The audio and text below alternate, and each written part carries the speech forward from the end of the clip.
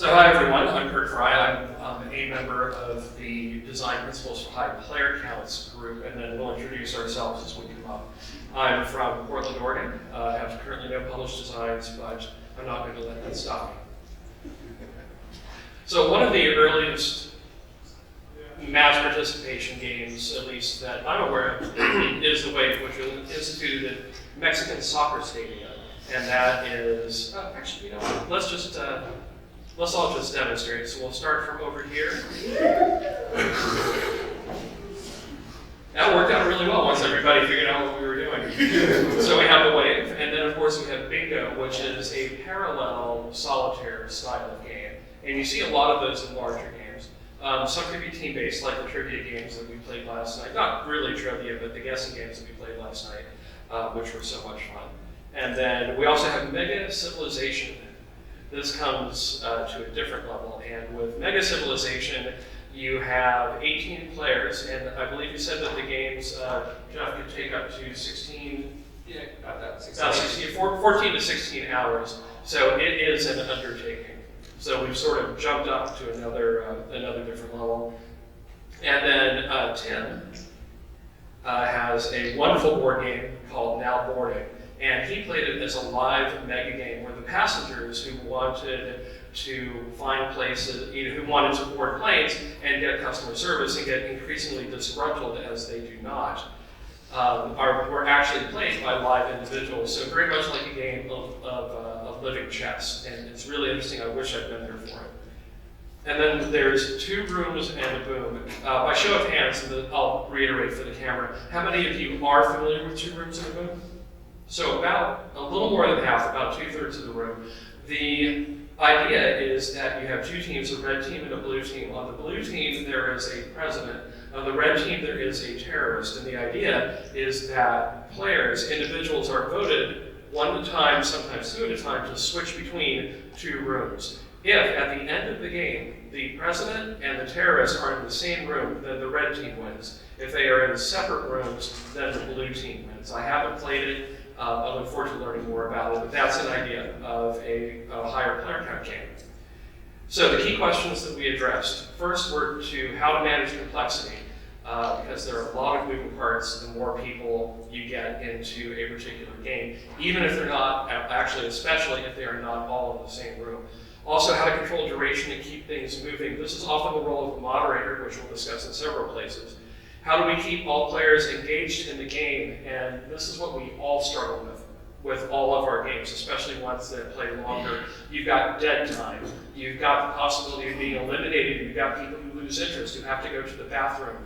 All of those things can get in the way of a larger participation game.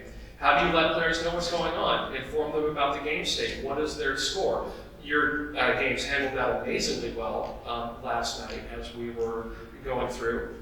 But with a game which is more abstract, then perhaps the individuals don't know as much as they would like to about what's going on overall. And then finally, which mechanisms are better or more poorly suited for large games. And these are things that we will discuss in more depth as we go along. So with that, I will end my portion of the presentation, advance to the next slide, and hand off the mic to our next presenter. All right, hello, I'm Marcus Ross from Nebraska. I've got a few published titles, but moving on to our presentation. We have our size categorizations. When we talk about these large player games, we kind of move beyond the table where you have 5 to 8 people. Once you move the table out, we're looking at a large game. So we define them as room size, class size, ballroom size. All of these have different considerations that you're going to have. So just communicating information in a classroom to all the players so that everyone's on the same page is a challenge. We kind of related these to Dunbar numbers, which is the number of people you can have a meaningful interaction with, and just kind of how humans can manage that level of relationship. So I think at about 150, you start losing the ability to remember names or form like deep relationships, but I think you can still feel the camaraderie being on a team and working together at that size. Once you get beyond that size, the amount of investment any individual person has is quite a bit less. So we broke down the types of games that you can make for large players into these separate structures that we're going to go into more about as each person comes up. But we've got multiplayer solitaire where everyone's doing some of the same things. Encroaching on my friends. So, tournament-based, team-based, and they'll get more into this as they come up. I don't remember actually who is next, but I'll just pull the slide. Hi, Thompson here. So one of the structures we were talking about was multiplayer solitaire. For example, we had bingo. Welcome to Super Skill Pinball. Jeff was saying you can have tons of people play it all simultaneously. So in this, you have like no direct player interaction, players competing to achieve goals faster or gain high scores. There's various things you can do there, but the key thing is you control the space by just making sure everybody's doing basically the same thing. You're minimizing their interactions between them. Tournament style is an interesting one, and I think also one that people are familiar with. It's most often done with teams, but also with individuals, and often done in sports. And tournaments very often come to pared down player elimination. You do have some aspects that also include like a round robin or such features, but usually they get capped with player elimination. And so, March Madness, Fortnite, Challengers, Battling Tops, which I believe is later this week, and embedding a game in a tournament can change the way the game is played. So what happens is a meta evaluation starts to come out. There was an explanation that in poker, there's a thing called a bubble, which is if you get to this stage in the competition, you are then going to be guaranteed money. And so when you get close to that line, everyone starts to play far more conservatively because they don't want to be the one eliminated and not get money. So it becomes this very defined line that they want to play with. So just putting this tournament structure into play can often change people's perspective of the game and how they approach the game. So some of the things we came up with, it was circling around with different group sizes and how things were put together. We have on this chart specialization in one direction and interaction in the other.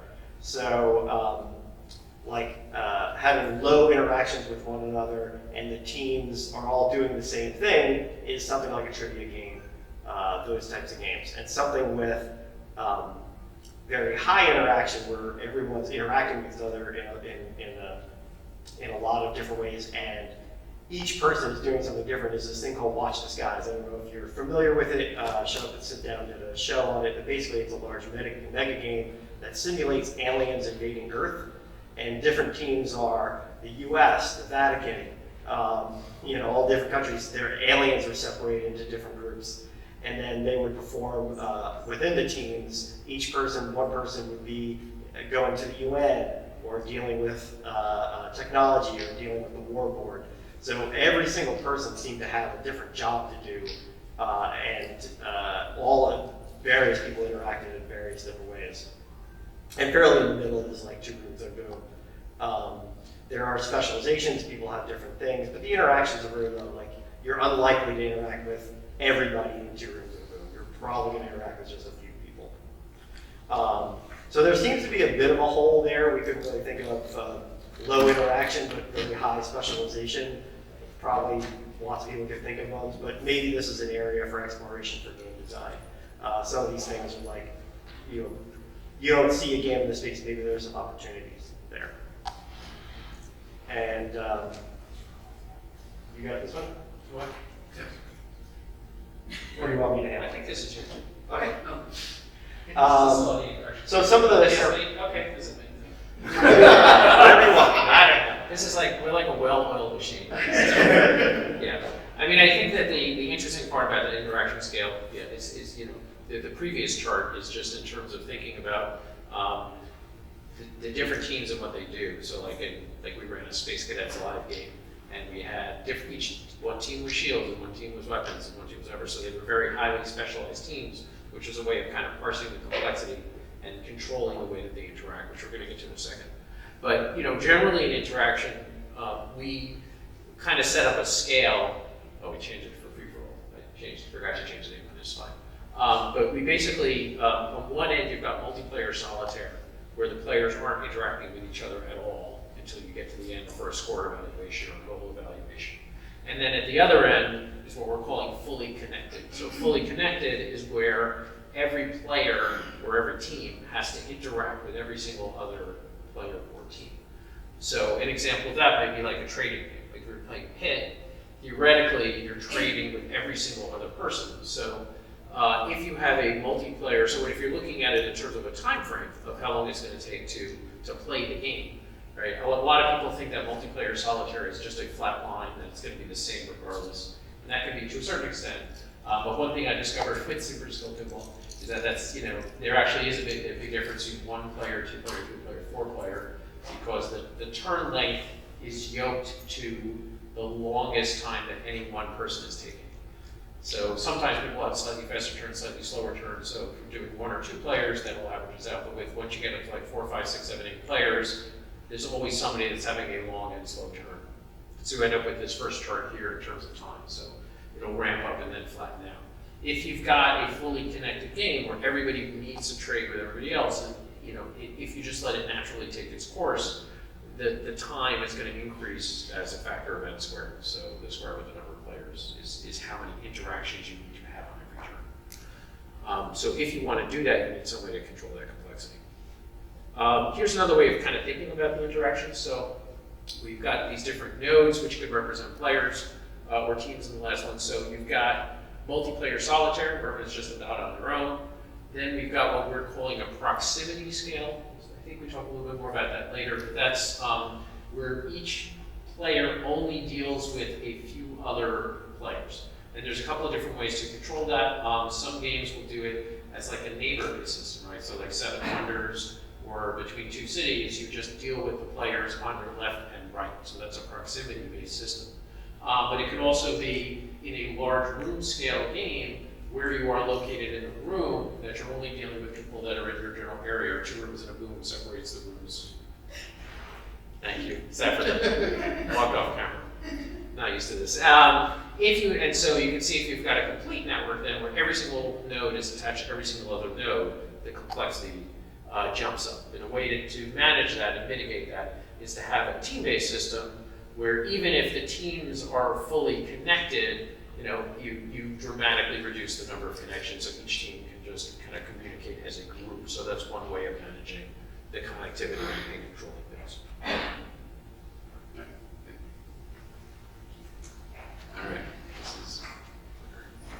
All right, so looking at all these games, we came to some tools and considerations, and we're going to talk about advantages and disadvantages.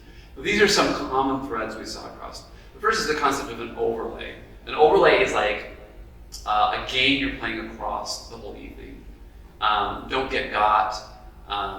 There's other ones where you're trying to accomplish a goal. So even in a large setting, if you've got like an individual goal that you're trying to do across the whole night or a personal thing, this can kind of fill in the gaps. This is a great tool for just kind of like those little moments of disengagement where someone's like, I don't have anything to do. It's like, you have this little mission that you need to be, think in the back of your head, but you're not actively doing it all the time. But it's, it could be known as an embedded game. We couldn't come up with the perfect term for it, but that's the general premise. The concept of a moderator, again, this person can moderate information, they can regulate game times, they can keep timers and whatnot. This is very essential for some games to work, even all the way down to like Simon Says as a moderator. Like moderators, when you start to branch into sports, you're talking about a ref is a moderator. Another one is the concept of spectator. And this is really done well in Jackbox games and in some of these online games where the spectators, initially you'd assume they can just watch and cheer, maybe even bet on somebody, kind of in that outer. There's kind of like this outer magic circle where the spectators exist around the magic circle of the game itself. But people have been experimenting with ways to like influence out, like Hunger Games, like they're sending little things in to influence the game. And permeating the barrier between kind of spectator and participant, we were really interested in it. We found that like it's kind of a new space, It also just fits this participatory level really well. Like somebody can come in, they can watch, and then they have degrees which they can participate. And then if they disengage or they leave, it doesn't really impact the game not finishing. So like the spectator we think is a really interesting space. Player elimination. This is kind of required for some structures, like tournaments and whatnot, to exist. But sometimes if you've got some of these other tools, player elimination can be okay, or even expected. Proximity and obfuscation, so like, capture the flag, right? It uses obfuscation of a big space to hide, to kind of disappear in. And then just general proximity, like we talked about, is like when you do How to Host a Murderers is another large-scale game. It's like I'm only interacting with the people that I end up talking to. Two rooms in a movie similarly, like it's only kind of the people that you talk to. Other games, Falling Skies, have different rooms that separate. So communication and information is kind of bucketed, or Blood and Watchtower. These type of games use spaces to also do obfuscation and proximity. And then also the idea of like plot twists. There's a lot of things that happen with these large group games where there's something that the players did not know that gets revealed, and it changes their motivations, it reveals a plot point or whatever. And this can be just another thing that make these things kind of memorable, is that there are these surprises and plot twists. And and then, so returning to our initial questions through the lens of these tools. So we have how to manage complexity. We can do it through play elimination. There's a few players as things progress. A moderator can help, get information and regulate things. How to control duration, keep things moving. Again, moderator kind of solves a lot of things, because especially when we talk about class size, a teacher can fill that role really well. How players are kept engaged in the game. Again, I can have personal goals. I can have a metagame overlay that I'm playing. I can be a spectator and have degrees of engagement. And then kept aware of the state of the game and player contribution to victory. These are, we didn't have for board games this is hard. For digital, it's easy to have literally a scoreboard or a shared screen. There's the game state can be a big problem. So a moderator can announce things, but it can also be difficult in any of these to understand how much I'm contributing, which can lead to disengagement and what's not. So these are kind of still kind of open questions. We don't have hard and fast answers for all these, but that is. All right. Hi everyone, I'm Dylan. I'm going to talk a little bit about advantages and disadvantages that we identified, specific to games with a large player count. So the first is the energy of the crowd, the idea that you identify with a tribe and maybe even get a little bit of a sense of validation of participating in an activity with a lot of other members of the community. We get this a little bit just from coming to conventions, but also specifically engaging in a particular activity, a particular game, can give you a sense of validation in your interests. We also think that spectators are often drawn to these larger group activities, and that kind of flows out of the energy of the crowd, but the spectators, even people who might not be directly involved with the game, can contribute a lot to the energy of the crowd and feed the energy for those who are within the game. Another advantage that we believe could be distinct for games with large player counts is the shared experience that you have after. You'll often see in these games, partially because of the novelty, partially because of the kinds of plot twists that often come up in game designs in this space. You'll see people come around and discuss and debrief for a long time after playing the game. And that's something that I think we as designers can get pretty excited about. The fact that people talk about the game even beyond playing the game and seem to take the game with them further. And I think that there's a lot of ways to analyze why this happens. I think that one way to analyze it could be that the quote-unquote commodity of the shared experience could be seen as being more valuable when it's been shared with more people, and it can be a little bit of a bragging right to be like, I was there at BGG-Con in 2017 when these 100 people participated in something. People are a little bit more interested in that than hearing about the game you played with 6 people at that convention, because of its uniqueness, its novelty, but also its scale.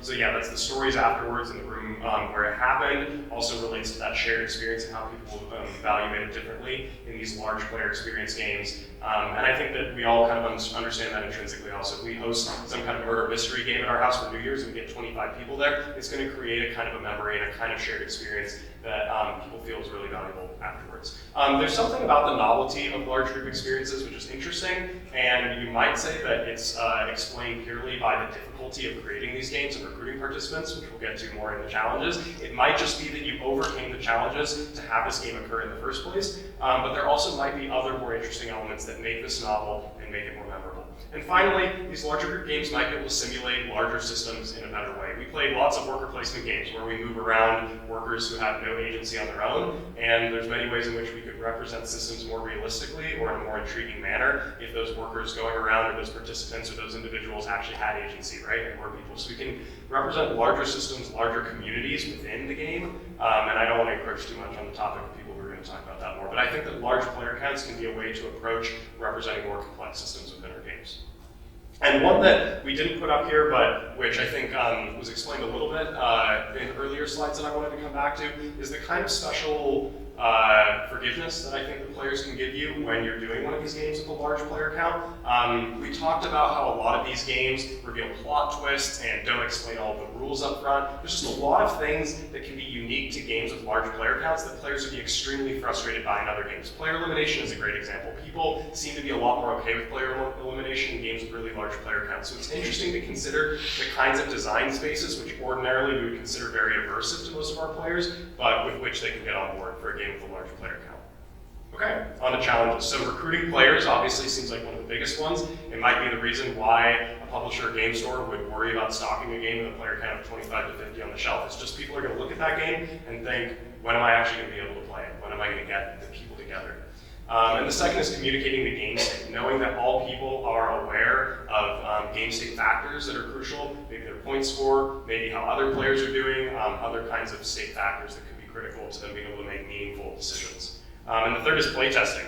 It's hard enough to have one of these games actually happen after putting in all the work to design it, but what if you want to playtest it? So on the one hand, you might argue that these games can accrue a lot more data from a single playtest, depending on the kind of data you're trying to collect. But on a macro level, understanding whether the game went well or didn't go well as a whole, that's going to be very difficult because playtesting these games, flowing out of that first challenge recruiting players is going to be really difficult.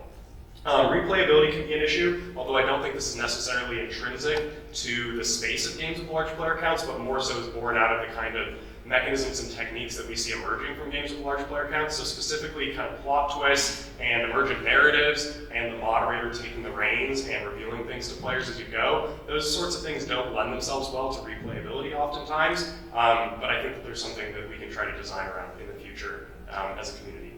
Game length can be an issue because of all the players and the way that a slow player can slow things down, and effective moderation is one technique to handle that, but we also talk about soundtracks in the background that have key cues and other kinds of ways to get around game length.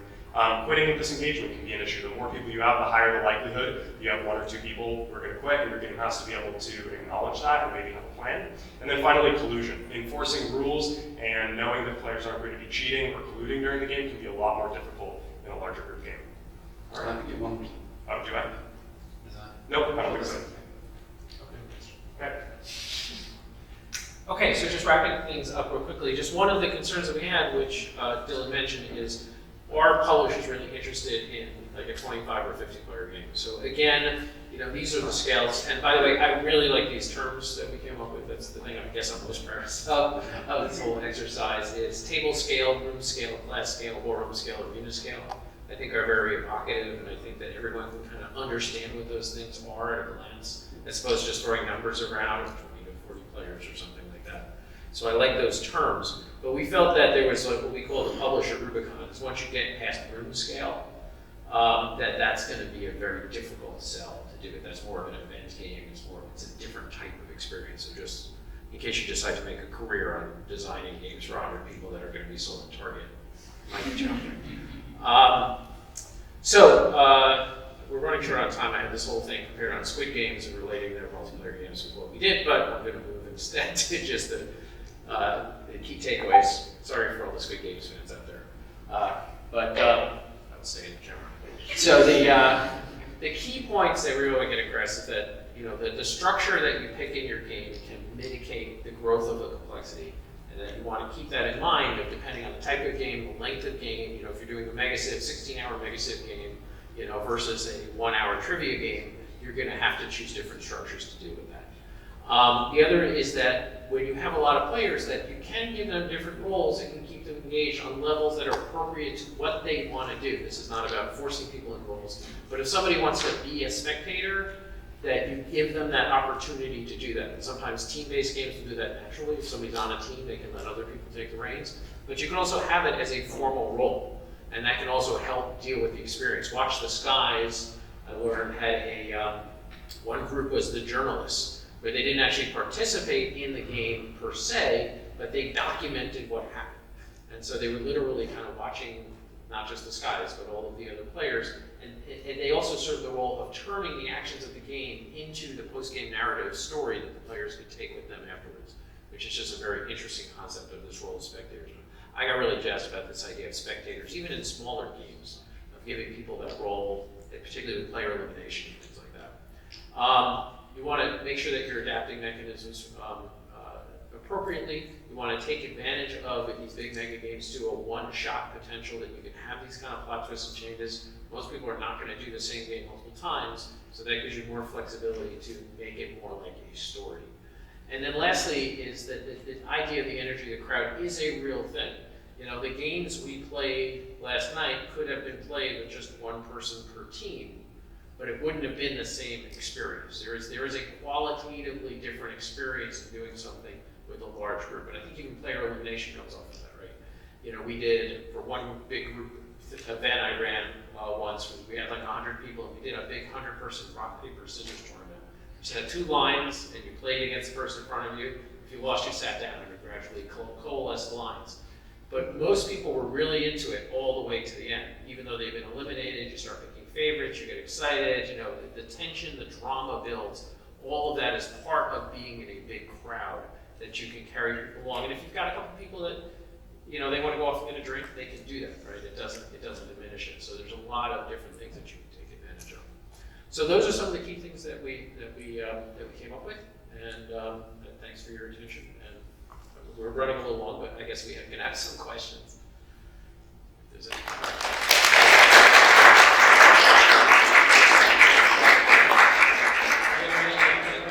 Yes.